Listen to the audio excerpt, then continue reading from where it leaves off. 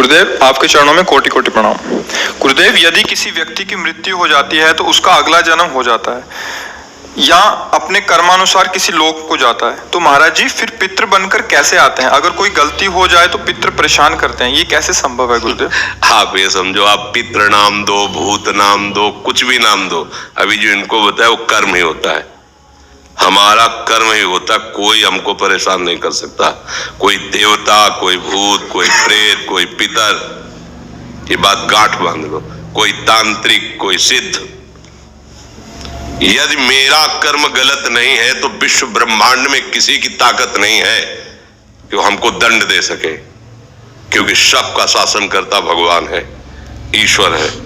अगर कोई अपने तप का प्रभाव भी करना चाहे, मतलब तपस्वी है, तो बीच में आके खड़ा हो जाएगा। बिल्कुल वो भजन नहीं करता, पर वो निष्पाप है, उसने अपराध नहीं किए, तो किसी न किसी रूप में भगवान आके खड़े हो जाएंगे, उसकी रक्षा कर लेंगे। इसीलिए उनका एक नाम है ईश्वर। संपूर्ण जीवों का शासन उनके हाथ में है और सब जगह विराजमान है। यार, मैंने तो भगवान को पुकारा ही नहीं, लेकिन मेरा सब काम बन गया। ऐसा फंस रहा था, ऐसा गिरने वाला था कि मर जाते, ये लोग फंसा लेते। ऐसा कौन बचाया? तुम्हारे अच्छे कर्म, तुम्हारे अच्छे कर्म है, बुरे कर्म नहीं। मैं तो फूंक फूंक कर पैर धर रहा हूं, जब से मुझे होश, कोई गलती नहीं हुई हमसे। हमारी दुर्दशा लोग कर रहे हैं, हमारी दुर्दशा इससे हो रही, उससे, कोई दूसरा नहीं है। बोले तुम्हारे कोई चक्कर है?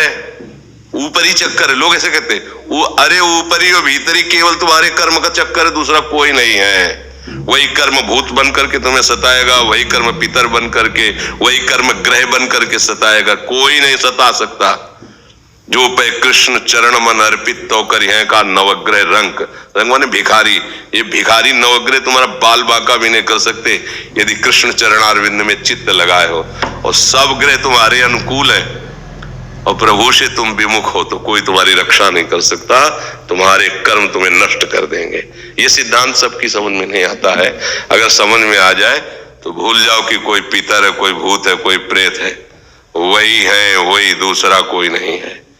वही तुम्हें दंड देने के लिए कभी भूत बन जाते हैं, कभी मृत्यु बन जाते हैं, कभी नाना प्रकार की घटनाएं बन जाते हैं।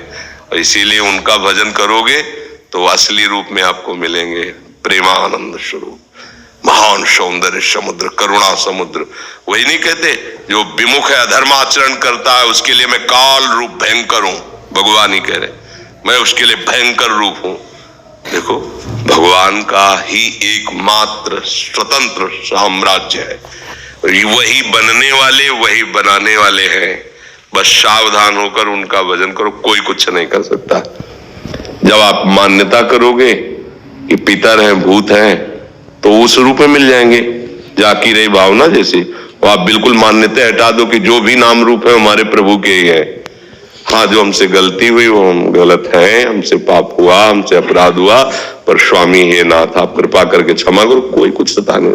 देखो, किसी का अटैक जो होता है ना, हमारे तन पर होता है, हमारे मन पर होता है।